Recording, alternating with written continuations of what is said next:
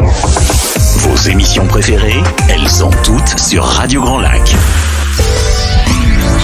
Grandiose, l'émission pour grandir et oser cette vie qui vous ressemble, avec Sonia sur Radio Grand Lac. Et c'est parti pour une nouvelle émission Grandiose, donc une émission dans laquelle j'adore permettre d'inspirer des personnes qui auraient envie d'avoir un petit peu plus d'audace dans leur vie, qui aimeraient opérer des changements sur lesquels elles ne sont pas forcément à l'aise. Et aujourd'hui, j'accueille justement Marlise Pacou, qui est la reine du changement. On va parler changement ce soir. Bienvenue. Bonjour. Marlise. Oui, le changement, en fait, la plupart des gens, quand on dit changement, qu'est-ce qui vient derrière ? La peur. Et quand on s'est rencontrés, alors je sais plus comment, à quelle occasion exactement, enfin c'était dans ton agence, on a parlé de ton parcours et je me suis dit, waouh. Alors là, non, il n'y a pas de peur en fait chez toi à ce propos.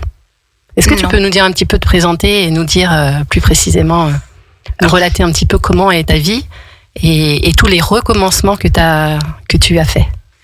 Alors, j'ai un parcours particulier. En fait, j'ai beaucoup déménagé parce que je suis fille de militaire. Donc, le changement, le renouvellement, je le connais. Et dans ma vie d'adulte, j'ai dû aussi déménager et changer de profession plusieurs fois.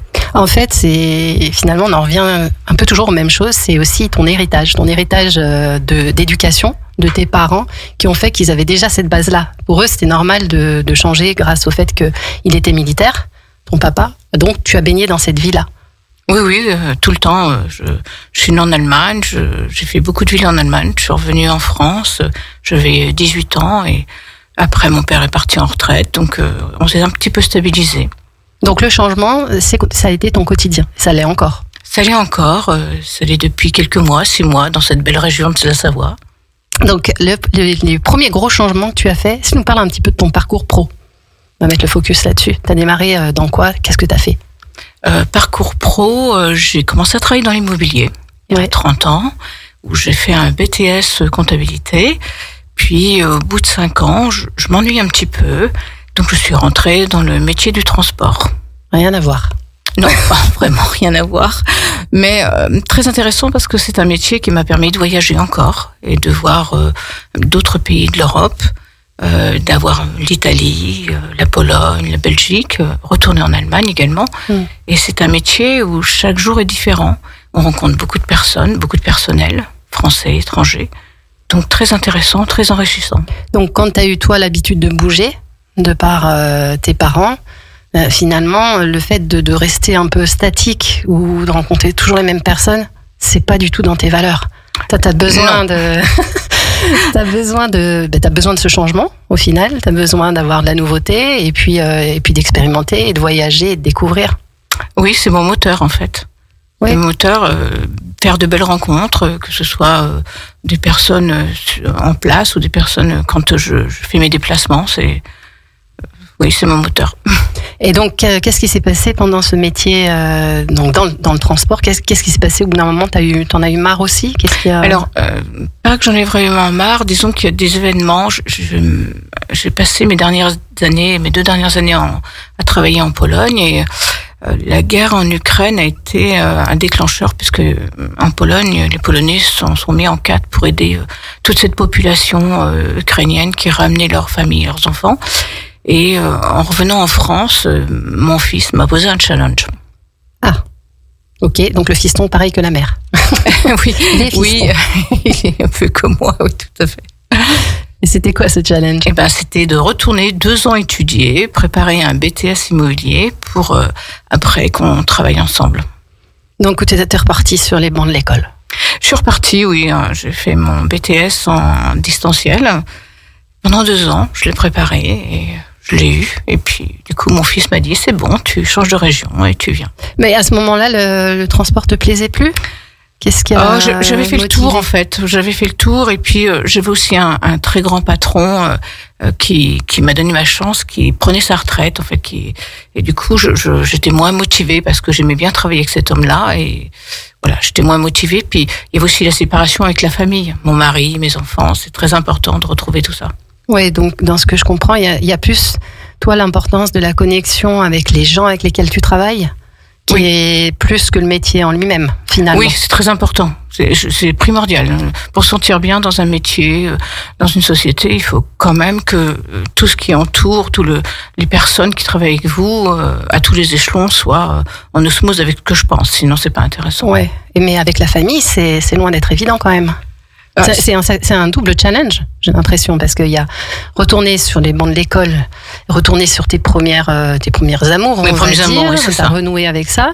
Le défi qui est lancé par le fiston, chouette, j'y vais. Oui. Et en même temps, pour travailler en famille. Oui, pour travailler en famille. Et ça a toujours été un but quand même, parce que même quand mes enfants étaient petits, et mon mari, parce que j'ai eu travaillé aussi pendant des années avec mon mari, ça a toujours été le but de travailler avec mes enfants. Et qu'est-ce que tu faisais à l'époque avec ton mari Eh bien, il nous a rejoints dans la société de transport, parce que mon mari a été pendant quelques années assistant maternel. Il s'est occupé aussi des garçons pendant que je partais en déplacement. Et donc, il a travaillé avec moi pendant une dizaine d'années dans le transport. Intéressant, c'est pas commun non plus. Non. D'avoir justement un homme qui est assistant maternel, qui s'occupe des garçons, et c'est chouette. On a inversé nos rôles. Ouais, oui. Alors après, moi j'aime pas trop les cases et dire que la femme, elle doit faire ça et le mari comme ça. Mais c'est intéressant, c'est quand même plutôt atypique. C'est atypique, oui, c'est très atypique. Après, c'est un fonctionnement qu'on a eu qui m'a permis de développer ma carrière. Oui, donc le lien, le fil conducteur, c'est bouger, rencontrer des nouvelles personnes, découvrir des nouvelles choses, et la famille. Et la famille, trouver un important, sens, savoir, voilà, la famille, je partage avec la famille à la fois des moments de plaisir, mais aussi des moments travail. Voilà, on partage les deux, et je trouve ça assez enrichissant, c'est très intéressant, sachant qu'on a des caractères différents, mais qu'on arrive toujours à trouver un terrain d'entente. Je trouve ça très bien. Enfin, c'est mon moteur. C'est ton moteur, mais alors, pour les personnes qui ont souvent cette peur du changement, parce qu'on sait que la peur du changement, c'est cette peur de ce qu'on ne connaît pas finalement encore. Qu'est-ce que tu te dis toi quand tu changes ? Qu'est-ce qui pourrait aider nos auditeurs à avoir des pensées qui leur permettent d'aller faire un changement ?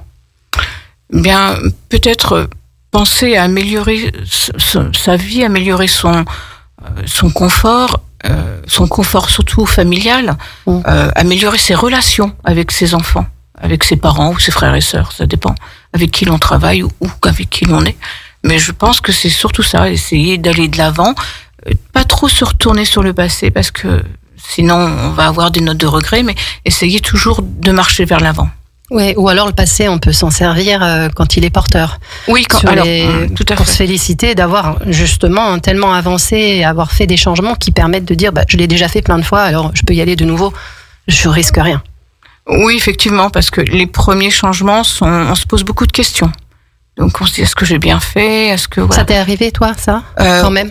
Oui, quand j'ai quitté la première fois l'immobilier, mon fils Victor, avec qui je suis associée à la société Astea, était petit et avait quelques petits problèmes de santé. Donc je me suis posé la question et mon mari m'a dit vas-y fonce. Il y avait une forme de culpabilité. Oui, c'est ça, tout à fait. On culpabilise un petit peu et puis mon mari me dit non, fonce. Ouais. Donc être bien entouré. Oui, c'est l'essentiel. Que si t'avais pas eu un mari qui te dise allez fonce, t'aurais fait d'autres choix. Peut-être, oui, sans doute. C'est un tout, c'est un tout. Oui, c'est un tout. Après, on peut pas dire qu'il y a un bon ou un mauvais choix. Il y a des choix qui font. Il y a des choix. Il faut les faire. Des fois, on peut tomber, on se relève. On essaye d'avancer toujours. Oui, mais je pense que c'est ta devise, ça. Oui. Elle est devant. Voilà, devant. Devant, oui, c'est important. Donc, en résumé, ce serait de se poser les bonnes questions. Enfin, les bonnes questions, c'est qu'est-ce qui compte dans ma vie ? Qu'est-ce qui est le plus important pour moi ? Et est-ce que je l'ai ou pas aujourd'hui ? Et si je l'ai pas, où est-ce que je peux le trouver ? Comment je peux le rechercher ? Ce serait un peu ça. Oui, c'est ça, oui. Pour toi, c'est la famille. Pour d'autres, peut-être que le moteur, ce serait... je sais pas, de parler de voyage, ça pourrait être le voyage, ça pourrait être encore... Oui, ou le challenge, parce que il y a aussi, même si on est proche de sa famille, il y a aussi ce challenge qui est donné. Moi, j'adore les challenges. Et voilà, parce que toi, c'est là encore, ça fait vraiment partie de toi, hein, même dans tes activités, on en parlait un petit peu, là, tu me disais, je viens de démarrer des cours de piano, voilà, oui, tu fais plein de choses. Avec mon fils, je fais ça aussi. Oui, donc peut-être que le challenge a un goût de plus rassurant s'il y a la famille, c'est ça ? Oui, oui, parce que, vous voyez, je me suis remis à la course à pied parce que mon deuxième fils fait du trail. Donc on essaye de se rapprocher et au plus proche. Partager quelque chose avec eux. Oui, voilà, c'est ça, partager quelque chose avec eux. Si tant est que les activités te plaisent quand même. J'imagine que tu vas pas faire des choses qui sont... Non, je ferai pas du trail comme fait mon deuxième fils Joris, mais je fais un petit peu de course à pied. Mais ça me rapproche de lui, ça me rapproche des choses. Tu touches à tout et ton moteur, c'est comment je peux partager, développer plus de relations avec mes enfants, avec mon mari. Oui, voilà, c'est ça. Et avec ta belle-fille, je crois savoir qu'elle fait partie intégrante de Tiffany, la famille. Tiffany, ouais, tout à fait. Qu'est-ce que tu pourrais proposer d'autres comme petites clés qui t'ont aidé quand il y a eu des moments où tu as douté, où tu t'es dit faut savoir se remettre en question et se dire je doute, est-ce que j'y vais? Faut se poser la question est-ce que ce doute c'est positif ou est-ce que ce doute est négatif en fait? Dans le doute positif, qu'est-ce que tu y mettrais? J'y mettrais est-ce que j'ai un doute sur la personne? Est-ce que j'ai un doute sur l'activité? Voilà, ouais, décortiquer. Décortiquer, trier, ce doute. Pourquoi j'ai un doute? Ouais, est-ce que c'est un doute qui est réel ou pas?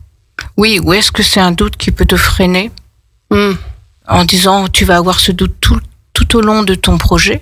Ou est-ce que c'est un doute que tu peux lever rapidement? Ouais, en fait, tu arrives à lever toi toute seule tes propres freins. Pas toujours, mais j'essaye dans la plupart des cas. Sinon, je contourne, je cherche une autre solution. Oui, c'est ce que j'appelle lever ses propres freins. Ouais. C'est que tu contournes et tu vas t'appuyer, alors soit peut-être sur des ressources, et ça peut être aussi ta famille, comme vous êtes très soudés, et en discutant, en échangeant les uns avec les autres, vous arrivez à vous rendre compte, tiens, on pourrait faire comme ça, ou je pourrais faire autrement, mais en fait, tu gardes le cap sur ce qui est le plus important pour toi. Oui, l'essentiel. Ouais, voilà, tes essentiels à toi. Voilà, mes essentiels à moi. Et après, j'ai aussi la chance de faire un sport qui me permet d'évacuer ce stress. Oui. Quand j'ai un doute, alors je fais de l'escrime sur Chambéry. Et c'est pas banal non plus, ça. Non, c'est pas banal, mais j'ai commencé, j'avais 7 ans et c'était une manière pour ma mère de calmer mon hyperactivité. Oui. De me mettre à ce sport. Mais quand j'ai un doute, je me réfugie dans ce que j'aime le plus. Donc, en dehors de la famille, c'est l'escrime. Et l'escrime, ça te fait te sentir comment? Bien. Ça me permet, c'est les seuls moments où je ne pense pas au boulot. Donc, grâce à ça, en fait, tu mets le cerveau un petit peu en mode off. Oui, c'est ça. Ouais, lâcher un peu. Je mets mon masque, je suis plus dans le boulot, je suis dans mon sport. C'est rigolo, d'ailleurs.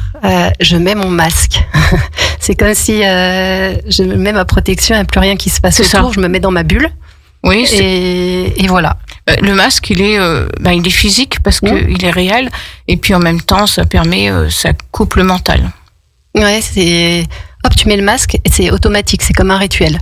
Oui, c'est automatique. Je crois que c'est une des seules choses qui me permet vraiment d'évacuer et où je me concentre que sur le sport et je ne pense à plus rien d'autre. Donc c'est une autre grande clé pour certaines personnes quand on est trop dans la charge mentale de où est-ce que je me sentirais bien finalement, est-ce que je suis à ma bonne place, à ma juste place aujourd'hui, que ce soit dans ma vie pro ou perso d'ailleurs, et bien d'aller trouver une activité, si c'est pas déjà le cas, qui permette de se ressourcer, de se recentrer sur soi, d'évacuer et puis d'arrêter de se poser des questions au bout d'un moment.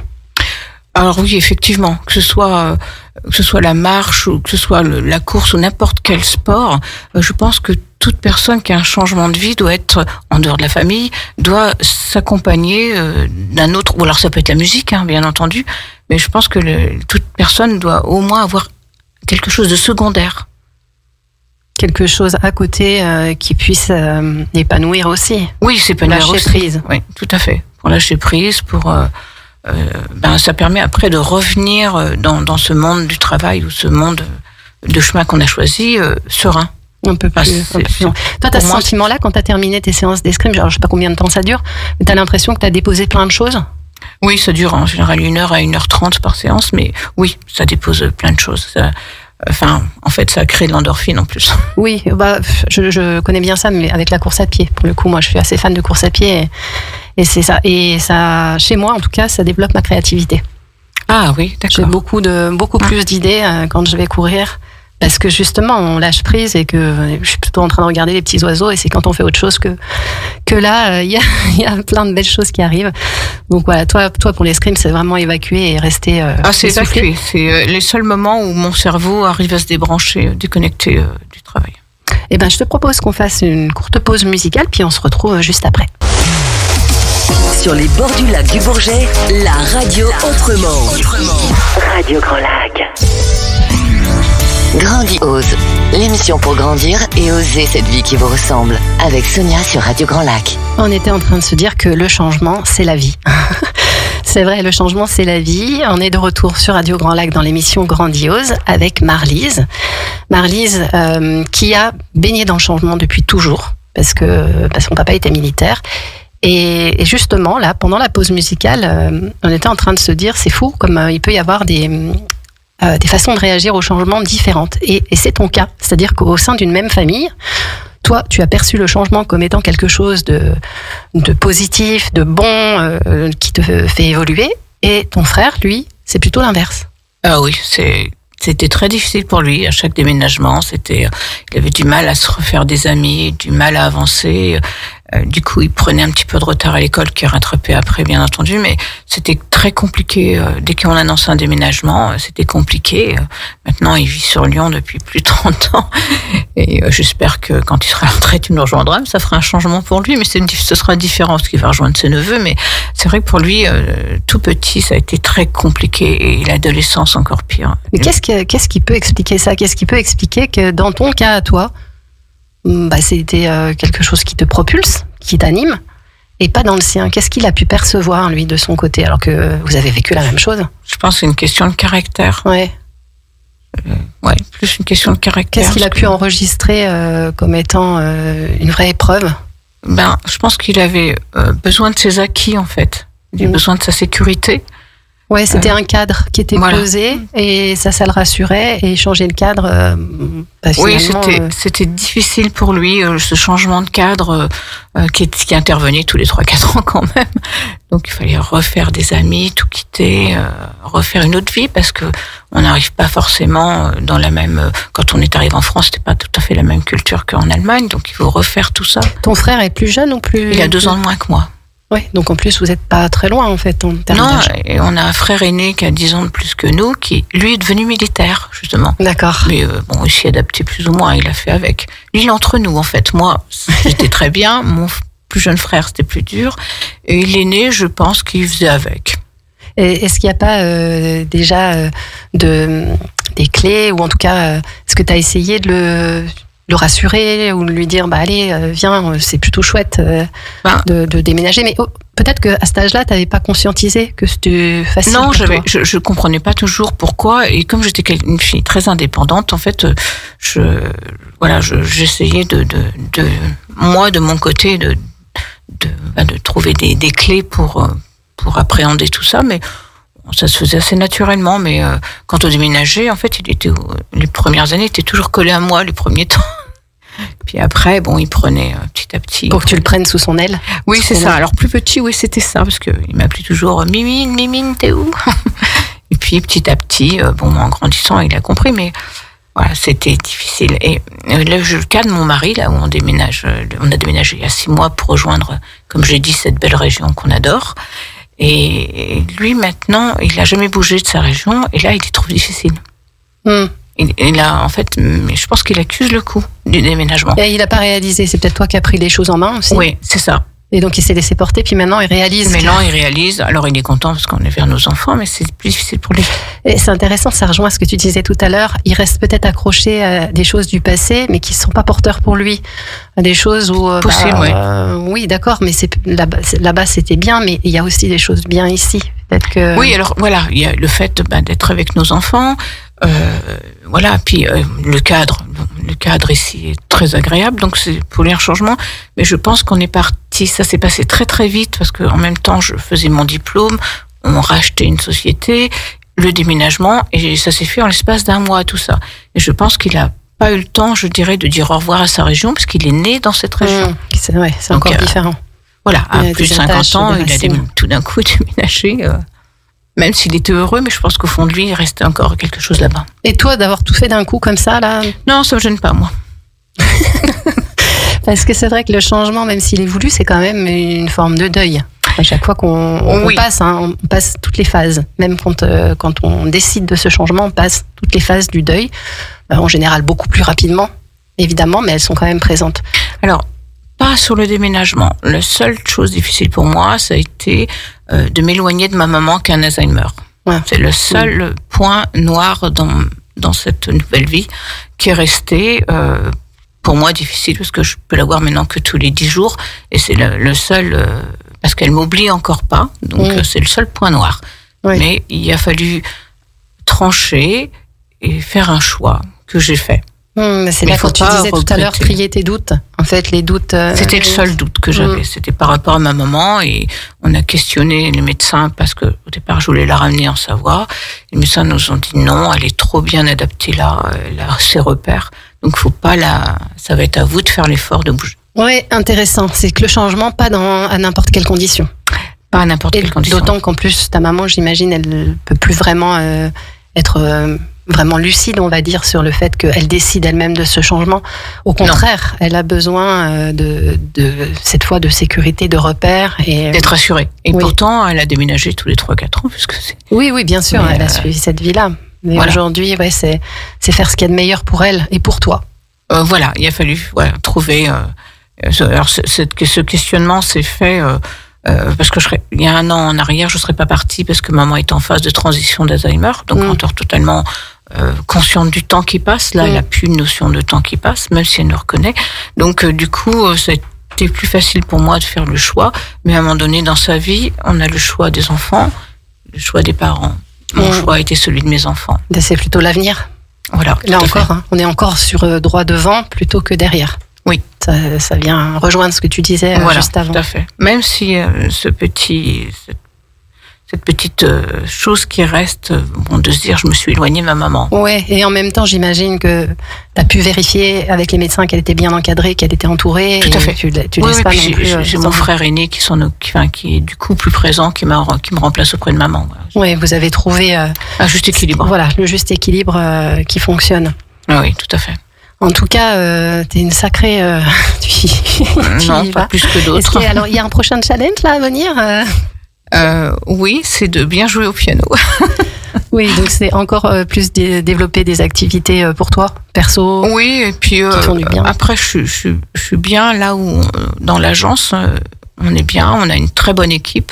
Alors ça aussi, pour parler de l'agence, et puis tu nous diras à la fin où est-ce qu'on peut te retrouver, parce que tu tiens cette agence immobilière avec des valeurs qui sont pour les personnes qui se reconnaîtront vraiment dans la famille. Tout à fait. Avec mon fils Victor, on a tenu à ce que ces valeurs familiales, ma belle-fille Tiffany, mon deuxième fils Joris aussi. Ça transpire à travers ta belle agence. Mais là aussi, t'as changé, parce que juste avant, c'était pas ce nom-là. Vous dépendiez, alors je sais pas si on peut d'un réseau. D'un réseau. On dépendait d'un réseau, d'une coopérative, ça s'appelle aussi une coopérative. Effectivement, et on a fait un choix. Alors c'est plus Victor qui a opéré ce choix, parce que c'est plus lui qui manage ce type-là, et on est devenu indépendant. Oui, donc encore un changement. Encore un changement. Ça se fait tellement facilement chez toi que tu les vois même plus. Non, mais moi je l'ai pris avec plus de recul parce que c'est mon fils aîné qui vraiment a managé ça avec ma belle-fille. Donc c'est vraiment eux deux. Après, on a aussi une super équipe. Patrice, Yanis. On a aussi vous êtes bien Loïc, entouré, en fait. Coralie qui vient d'intégrer l'agence. Toutes ces personnes-là c'est un tout en fait. C'est une famille, c'est une sorte de famille. Oui, je pense que ça se ressent quand on vient dans ton agence. C'est vraiment le côté familial, complémentarité, et il y a la confiance. Oui, il y a la confiance, et puis je dis des personnes sur lesquelles on peut s'appuyer, comme Patrick, c'est hyper important. C'est on a Yanis, il est jeune, mais il est super, il fait des super choses. Et je me posais cette question. Est-ce que tu crois que pour faire autant de changements, c'est quand même pas parce qu'on a conscience de sa valeur qu'on se fait à soi confiance, et aussi on a une estime de soi qui est bonne? Alors se faire confiance, oui, une estime de soi, pas souvent. Pas forcément. Il n'y a pas de lien pour toi entre... Non, pas de lien entre l'estime de soi. Parce que c'est plutôt un problème pour moi. Par contre, se faire confiance, oui. Qu'est-ce que tu mets, toi, derrière l'estime de toi? l'estime de soi. Plein de choses. Mais c'est un autre sujet. C'est un autre sujet. D'accord, donc la confiance, c'est-à-dire je me pose les bonnes questions, je choisis ce qui est le plus important et j'y vais. Voilà, c'est ça. Pour résumer. J'essaye d'éliminer ce qui pourrait être négatif et garder que ce qui est positif. Sinon, tu contournes. Sinon, je contourne. Donc, le prochain challenge, est-ce que tu en as un professionnel ou non, pour l'instant... ça va aller? Oui, on verra dans un an. Oui, parce que ta certification, ça a été fait déjà? Oui, j'ai eu mon BTS, oui, tout à fait. Il n'y a pas d'autres études qui sont non, non, ça va être la retraite, après, dans quelques années. Pas tout de suite. Oh non, encore une dizaine d'années. Si tu avais un seul message à passer là ce soir par rapport à ce changement, qu'est-ce que tu dirais? Je dirais que si vous avez envie de changement, faut surtout pas hésiter. Faut le préparer, mais surtout pas hésiter. Il faut essayer si vous êtes en famille, essayer d'en discuter en famille, mais surtout, il faut à un moment donné réaliser vos rêves, vos projets. Voilà ce que je dirais. Merci beaucoup. Marlise, merci Sonia. Où est-ce qu'on retrouve ton agence? Où est-ce qu'on... Alors, Astea Immobilier et 24 avenue du Petit Port à Aix-les-Bains. N'hésitez pas, même pour boire un café, venez nous rencontrer. Ouais. Et sinon, il y a aussi sur les réseaux sociaux, page Instagram et le site web. Tout ça. Mais je confirme, l'agence est très chaleureuse. Merci beaucoup Marlise pour ce moment. Merci à toi, merci. Chers auditeurs, restez surtout à l'écoute puisqu'il y a C'est local et c'est bon tout à l'heure avec Eve à 18h. Sinon, nous on se retrouve dans 15 jours. Belle soirée à tous.